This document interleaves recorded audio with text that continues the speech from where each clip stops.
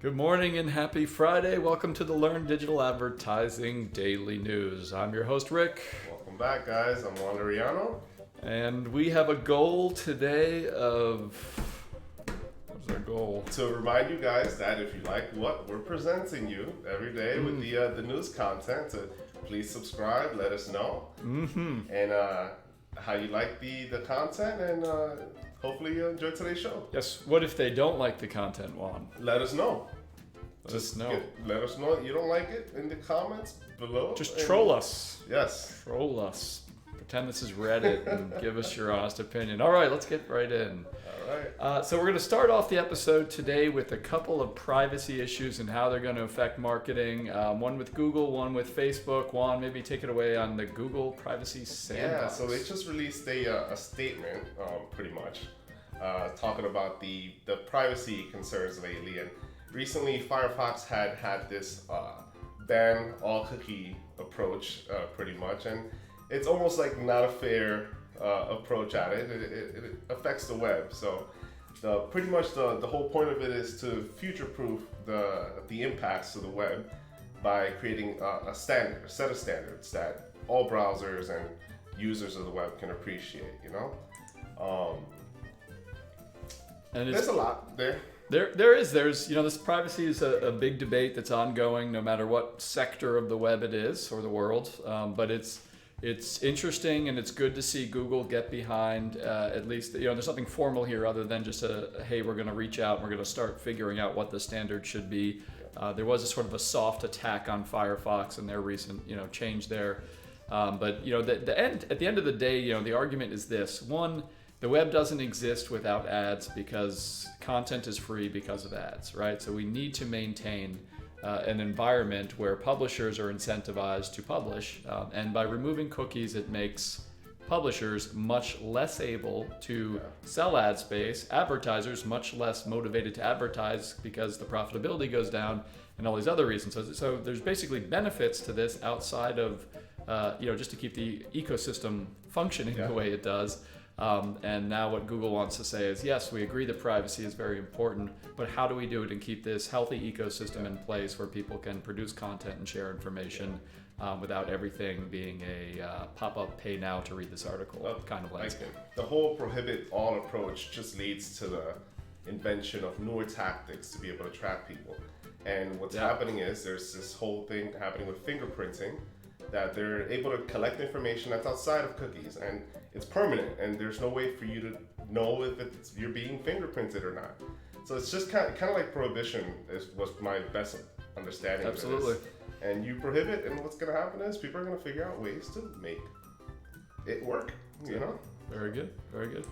Now on to Facebook. So Facebook, which is now allowing off Facebook activity. So basically what this is it's a new section. It's going to be available in the US in about 3 months. Right now, this is just available in, where is that? Looks like Ireland, Korea, South Korea, and Spain. That's right. So basically you can go into your Facebook profile and you can view all of the websites who are using some Facebook pixel or some Facebook login basically feature that are tracking you. And a lot of times the way to think about this is if you go to homedepot.com and look at a certain product, then you shoot over to Facebook and you see that relevant ad there.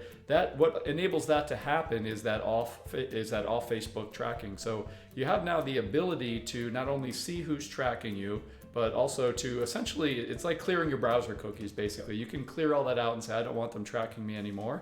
And at the same time, you can actually set it so that no one can track you in the future. So this is a first for Facebook. I'm very curious to see, how many people actually go through with that. By going through with that, your ads will become much less relevant. And if you're okay with that, that's fine too. But again, we have another service here that is free because of advertising. So it'll be interesting to see how the ecosystem responds to this and how many individuals, actually, take part in just saying, hey, you know what, I don't want any sort of tracking on, and that's fine. It kind of just gives you an idea of where this direction is going with privacy.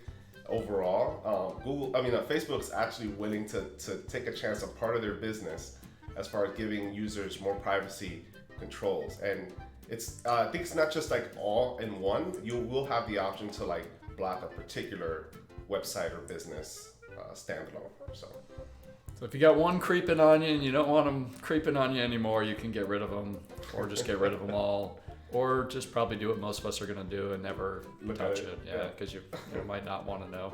Or it's too deep in the settings. I personally love relevant ads, so I'm leaving it on. Join me. Hashtag leave it on. All right. Looks like we got coming up next Google Ads.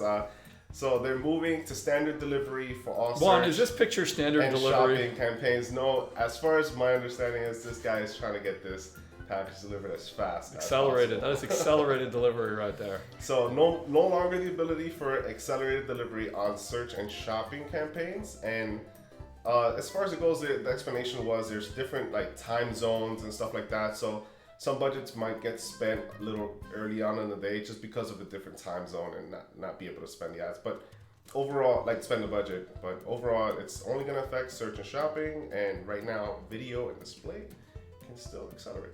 And I have a suspicion that video and display can still use accelerated bidding because Google's having a lot of trouble getting people to buy those products because they suck. Makes sense. All right.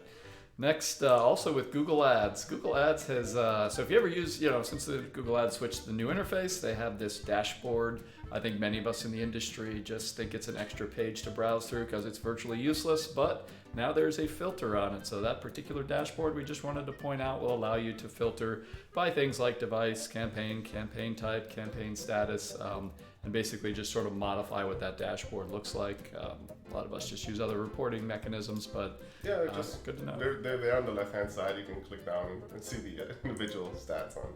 But cool. Very cool. So, new smart bidding strategy in Google Ads as well, and this is basically a smart bidding strategy that tries to maximize essentially the conversion value that comes back. I think Tawan and me, we spoke about this before. It feels a little bit like a lot of these smart bidding strategies are starting to overlap a little bit, but essentially what this says is set a budget and we're going to bring back as much value as we can with that budget. So if you're e-commerce, that's very straightforward if you're passing back, revenue from transactions. Now, if you're on the lead gen side and you're more driving form submits and calls and that sort of thing, this is when you start thinking about that best practice of, can I assign a value to a phone call, a form submit, or something like that. Even though there isn't a direct revenue that's coming into the business, by assigning those values now, you're going to pass that back to Google and have yet another mechanism to allow Google to use AI to optimize your campaign bidding for you so that you can bring back the most value. So, my take on this is, if you think a phone call is worth twice as much as a form submit, it's almost unimportant what you assign the value of each if you're using this particular strategy, but just make sure, let's say your phone call you mark as worth $10 and your form submit worth $5. Now you've passed data in enough to let Google say, hey, if you can focus on getting me phone calls, great, they're worth more.